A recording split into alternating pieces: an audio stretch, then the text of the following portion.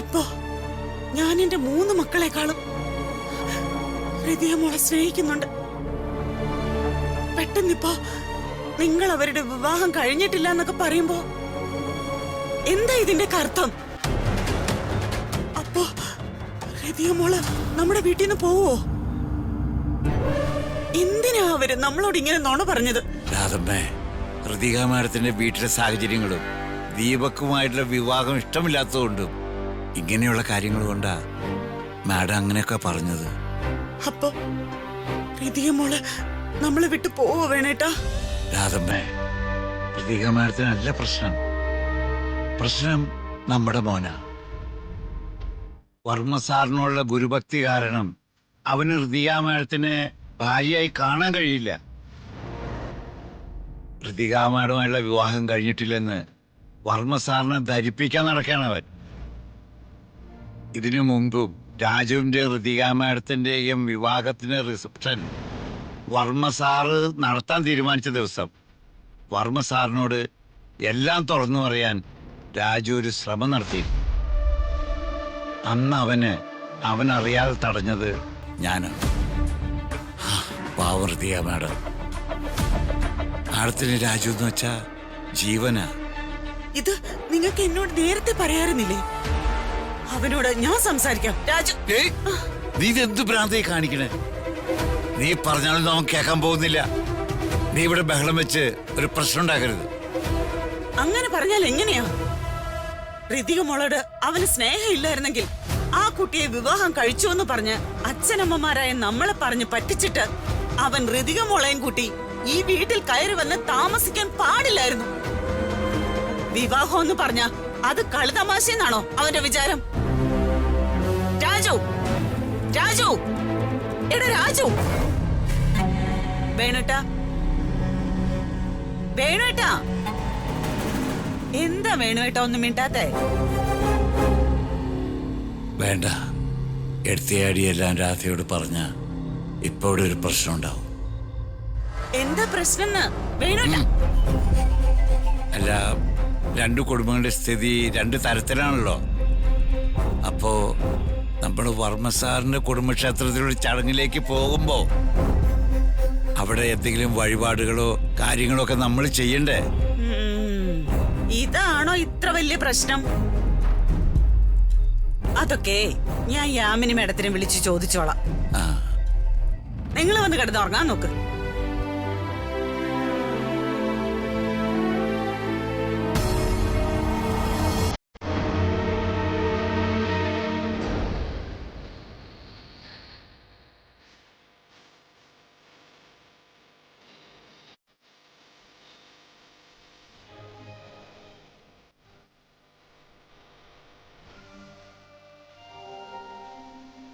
ഇത് സാക്ഷാൽ ശ്രീരാമചന്ദ്രന്റെ കൈ തന്നെയാണ്.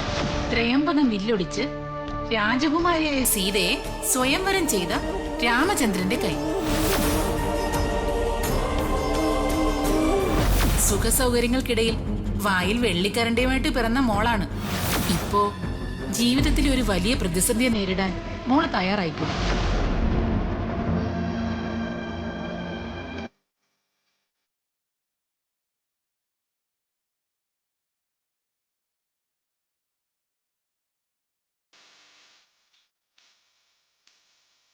തെറ്റേതാണെന്നോ ശരി ഏതാണെന്നോ എനിക്ക് മനസ്സിലാവുന്നില്ല.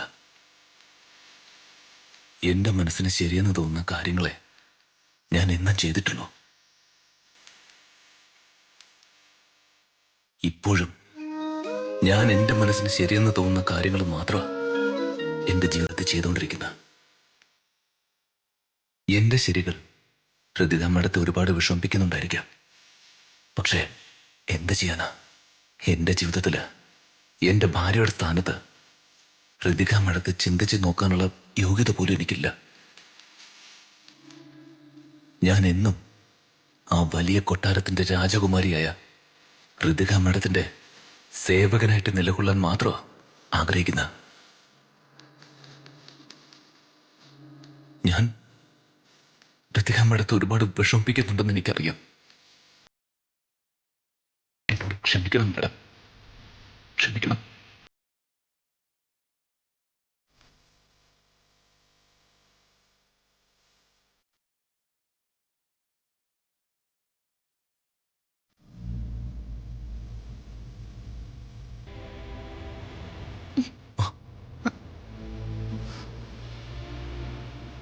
Raju, I love you.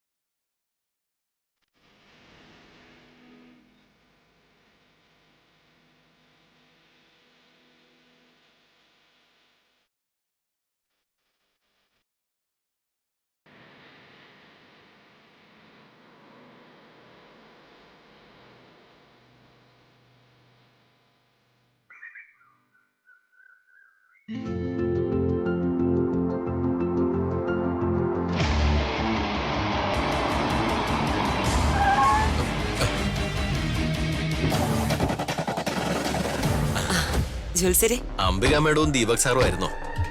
ഞാൻ ഓർത്തു വേറെ ആരെങ്കിലും ആയിരിക്കും. ആ മേഡം എന്താ ഈ വഴിക്ക്? ഞാൻ ജോത്സരെ ഒന്ന് കാണാൻ വേണ്ടി വന്നതാ. ആണോ? ആ എന്താ അംബിക മേഡം കാര്യം? ജോത്സരെ, ഞാൻ വളച്ചൊടിക്കാതെ കാര്യം പറയാം. ജോത്സരെ ഞാൻ ഇന്നലെ വിളിച്ച് വരാൻ പറഞ്ഞത് കുടുംബക്ഷേത്രത്തിലെ കാവില് നടക്കുന്ന ചടങ്ങിന്റെ സമയം കുറിക്കാനാണ്. ആ ചടങ്ങിന്റെ നേരം കുറിക്കുമ്പോ ജോത്സര് കുറച്ച് തടസ്സങ്ങളുണ്ടെന്ന് പറഞ്ഞ് തൽക്കാലത്തേക്ക് അതൊന്ന് മുടക്കി തരണം. അല്ല അംബിക മേഡം, ക്ഷേത്രത്തിലെ ചടങ്ങുകളൊക്കെ മുടക്കുക എന്ന് പറയുമ്പോ ഇതെങ്ങനെ നാട്ടുകാരും ആ കരയും ഈ കരയും 2-3 കരകളും നടത്തുന്ന ഉത്സവമൊന്നും അല്ലല്ലോ. ഒരു കുടുംബക്ഷേത്രത്തിലെ കാവിലെ കുടുംബക്കാര് നടത്തുന്നതല്ലേ. അതൊന്നും നീട്ടിവെക്കുന്നതിൽ എന്താ ജോത്സരി പ്രശ്നം ഇരിക്കുന്നേ? അംബിക മേഡം, ദൈവകോപം ഉണ്ടാക്കും. അത് കുടുംബത്തെ അല്ലേ ബാധിക്കുക? ദൈവകോപമൊന്നും ഉണ്ടാവില്ല. തൽക്കാലം ഇപ്പൊ വേണ്ടെന്നേ ഉള്ളൂ. അത് നമുക്ക് 1 മാസം കഴിഞ്ഞ് നടത്താം. അയ്യോ മേഡം, അങ്ങനെ പാടില്ല. എല്ലാ വർഷവും നമ്മൾ നടത്താറുള്ള ദിവസം തന്നെ അത് നടത്തണം. എനിക്ക് തോന്നുന്നത് അനിശ്ചിതമായ ദിവസം ഇങ്ങടുത്തിരിക്കുന്നു എന്നാണ്. താനേ, ഞാൻ പറയുന്നത് ചെയ്യാൻ പറ്റുമെങ്കിൽ ചെയ്യും. തനിക്ക് ഞാൻ കുറച്ച് കാശ് വേണമെങ്കിൽ തരാം. അയ്യോ മേഡം, എനിക്ക് കാശൊന്നും വേണ്ട. അതുകൊണ്ടൊന്നുമല്ല, ധർമ്മത്തിന് വിരുദ്ധമായി ഒന്നും ചെയ്യാൻ പാടില്ലെന്നാ ഞാൻ പഠിച്ചിരിക്കുന്നേ. എന്ത് ന്യായം, എന്ത് നീതി? എല്ലാത്തിലും വലുത് കാശല്ലേ? അതെ, താൻ ഞാൻ പറയുന്നത് പോലെ അങ്ങ് കേട്ടാ മതി. അല്ലെങ്കിലേ ഞാൻ മറ്റേതെങ്കിലും ജോത്സ്യന്മാരെ ഏർപ്പാട് ചെയ്തോളാം. അങ്ങനെയാണെങ്കിൽ മേഡം അങ്ങനെ ചെയ്തോളൂ, അതാവും നല്ലത്. അമ്മേ, ഇയാളെ അങ്ങനെ അങ്ങ് വിട്ടുകളഞ്ഞാലേ ഇയാള് ചിലപ്പോ അമ്മാരോടങ്ങനെ പോയി പറഞ്ഞാലോ, അത് പ്രശ്നമാവില്ലേ? ആ അതെ, എനിക്ക് കൂടുതലൊന്നും പറയാനില്ല. ഇത് അംബികയുടെ ഉത്തരവാ.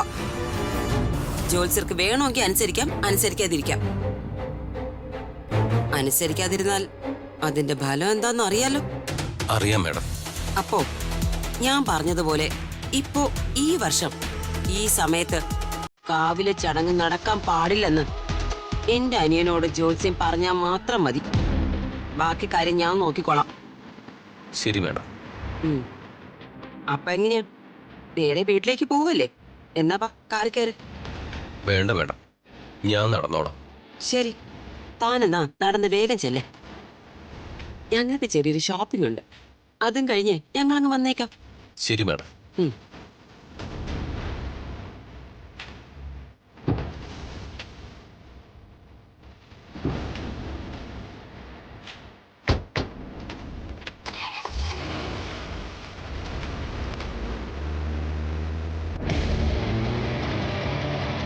എന്റെ ഈശ്വര, ഇത് പ്രശ്നമാവും.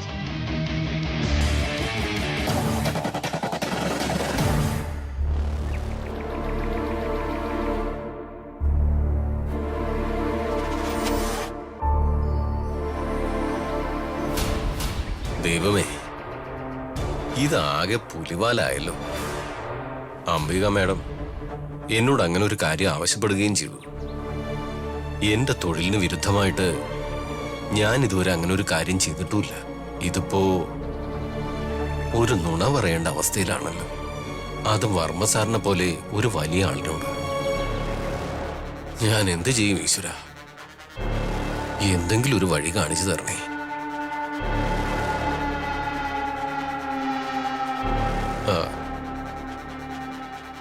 രാജു അല്ലേ ഇത്? രാജുവിനോട് ഇക്കാര്യം സംസാരിക്കാം. പ്രശ്നമാവൂ? എന്ത് പ്രശ്നം വന്നാലും രാജുവിനോട് ഇക്കാര്യം സംസാരിക്കാം. രാജു ഇതിനെന്തെങ്കിലും ഒരു വഴി കാണാതിരിക്കില്ല. രാജു,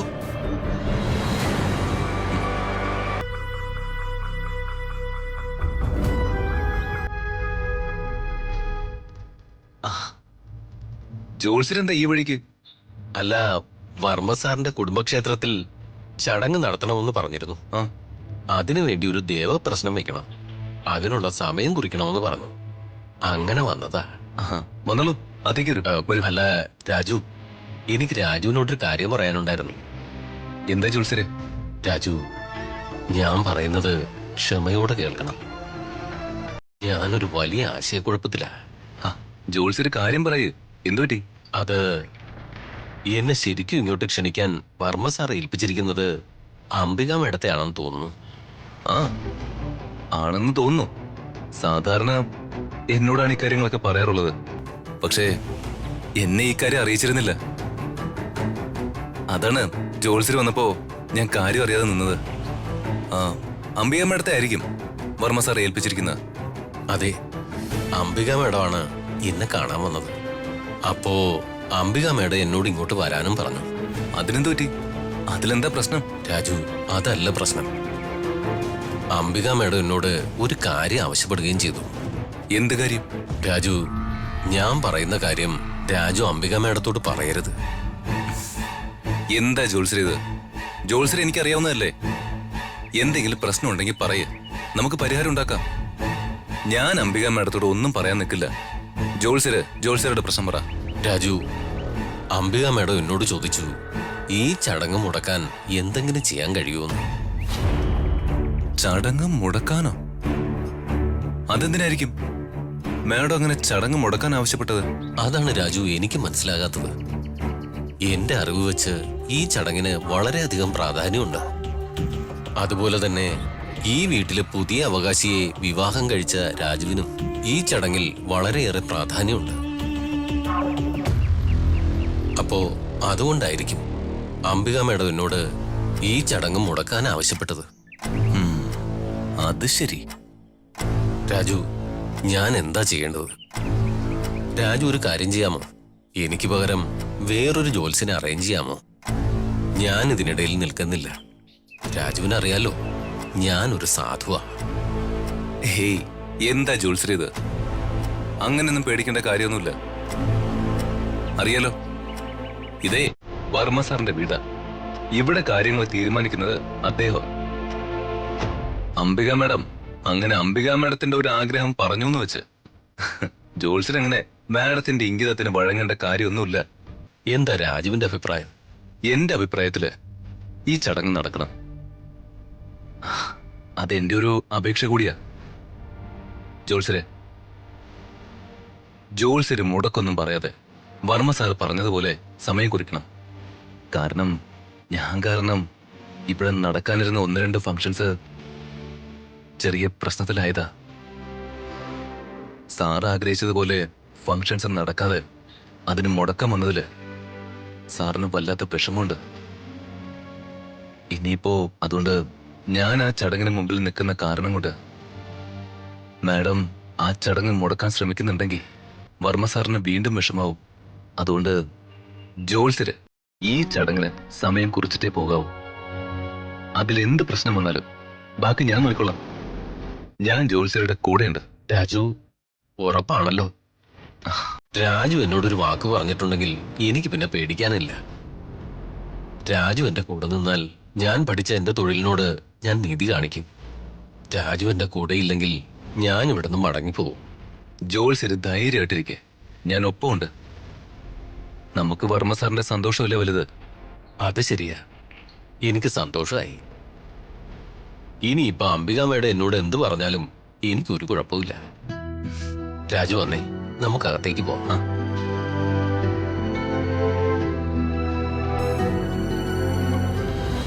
നീ ടെൻഷൻ അടിക്കാതെ അമ്മനി. എന്തായാലും എല്ലാം ഇവിടം വരെ എത്തിയില്ലേ? ചേട്ടനിങ്ങനെ നിർണായകമായ ഒരു തീരുമാനം എടുത്തിരിക്കുന്ന ഈ സാഹചര്യത്തില് ഇനി നടക്കാത്ത വിവാഹത്തിന്റെ കഥ ചോദിച്ച് ഹൃതിക മോളെ കൺഫ്യൂസ് ആക്കണ്ട. ശരി ശേഖരേട്ടാ. ഋതുമോള് വരുന്നുണ്ട്.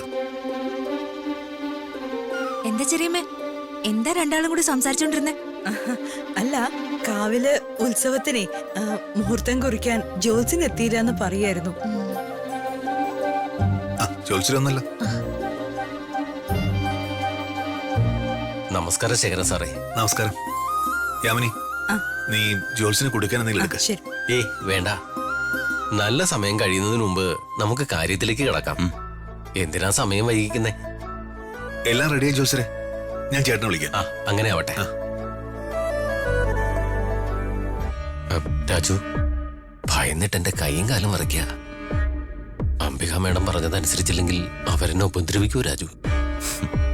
ഉപദ്രവിക്കാനോ? ഇത് വർമ്മ സാറിന്റെ വീടാ. വർമ്മ സാറ് പറഞ്ഞിട്ടാ ജോത്സ്യരെ ഇവിടേക്ക് വിളിച്ചിരിക്കുന്നത്. ഞാനില്ല ഇവിടെ, ടെൻഷൻ അടിക്കണ്ട.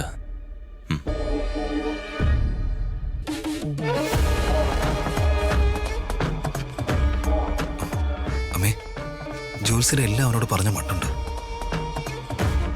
തൽക്കാലം ഒന്നും ചെയ്യണ്ട. എന്താ സംഭവിക്കാൻ പോകുന്നെന്ന് നമുക്ക് നോക്കാം.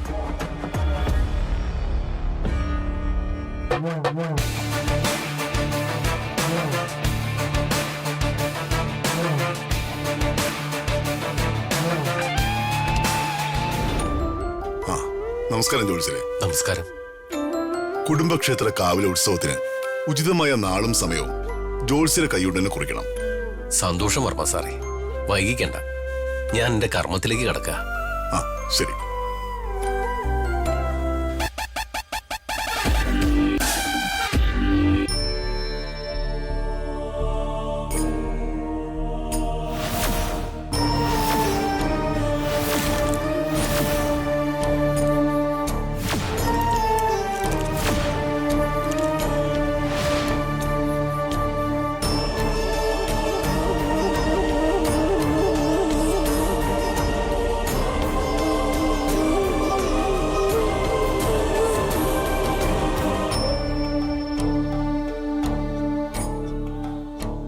എല്ലാ വർഷവും നടത്താറുള്ളത് പോലെ ഈ വർഷവും ഷഷ്ടി ദിനത്തിൽ തന്നെ നമുക്ക് ഉത്സവം നടത്താം.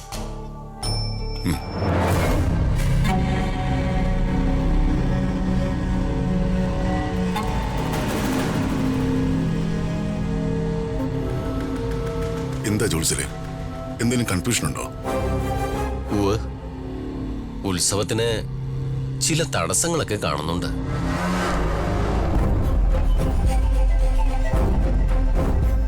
തടസ്സങ്ങളോ? എന്ത് തടസ്സങ്ങൾ?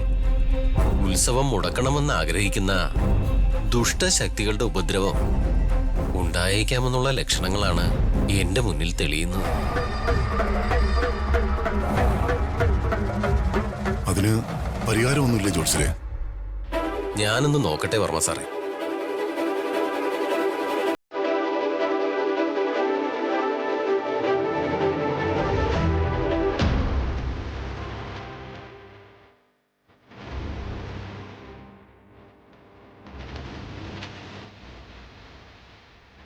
അമ്മേ, നമ്മള് ഭീഷണിപ്പെടുത്ത കാര്യം വല്ലതാണോ അങ്ങനെ എഴുതുന്നത്?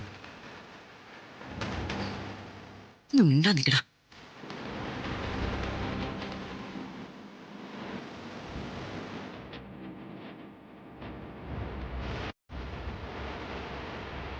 ഉത്സവ കാര്യങ്ങളുടെ കാർമ്മികത്വം ആർക്കാണ്? ശങ്കരൻ പൊറ്റിക്കണം ജോത്സ്യരെ. ഈ കുറിപ്പ് ശങ്കരൻ പോറ്റി ഏൽപ്പിക്കണം. ഉത്സവ തലേന്ന് നടത്തേണ്ട ക്രിയകളാണ് ഇതെല്ലാം. ഒക്കെ ശങ്കരൻ പോറ്റിക്ക് അറിയാം. ഉത്സവം ഭംഗിയായി നടക്കും. ശരി ജോത്സ്യരെ.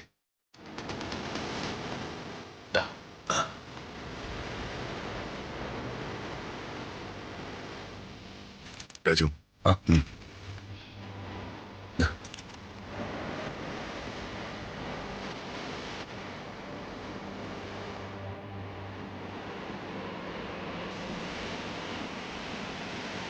ജോത്സ്യരെ, ഈ ദക്ഷിണ സ്വീകരിക്കണം.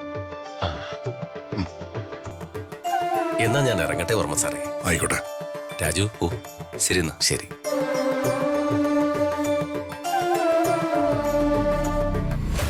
രാജു ഒരു വീഡിയോ കോൺഫറൻസ് ഉണ്ട്, ഞാൻ റൂമിലുണ്ടാവും. എന്തെങ്കിലും അത്യാവശ്യം ഉണ്ടെങ്കിൽ മാത്രം വിളിച്ചാൽ മതി. ശരി സർ. ശരിയാ, നീ ശങ്കരൻപൊട്ടി ചെന്ന് കാണണം. ശരിയേട്ടാ.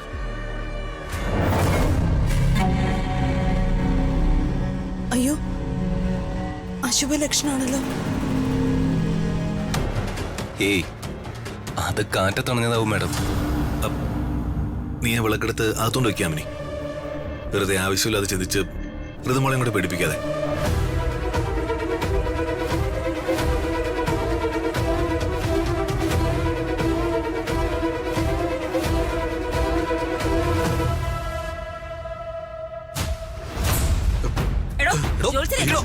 അംബിക മാഡം, തന്നോടല്ലേ നിൽക്കാൻ പറഞ്ഞേ?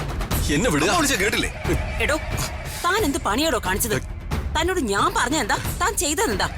ഞാൻ പറഞ്ഞിരുന്നില്ലേ അംബിക മാഡം, ധർമ്മത്തിന് വിരുദ്ധമായിട്ട് ഞാൻ ഒന്നും ചെയ്യില്ല എന്ന്. തന്റെ ഒരു ധർമ്മം. എടോ, തന്നോട് ചോള എണ്ണി തരാന്ന് ഞാൻ പറഞ്ഞല്ലേ ആവശ്യത്തിന്. പിന്നെ അതിനു മുകളിൽ എന്ത് ധർമ്മമാടോ? എടോ, കാശിന് മുകളിൽ എന്ത് ധർമ്മമാടോ ഈ ലോകത്തുള്ള? അത് മാഡത്തിന് പറഞ്ഞാൽ മനസ്സിലാവില്ല.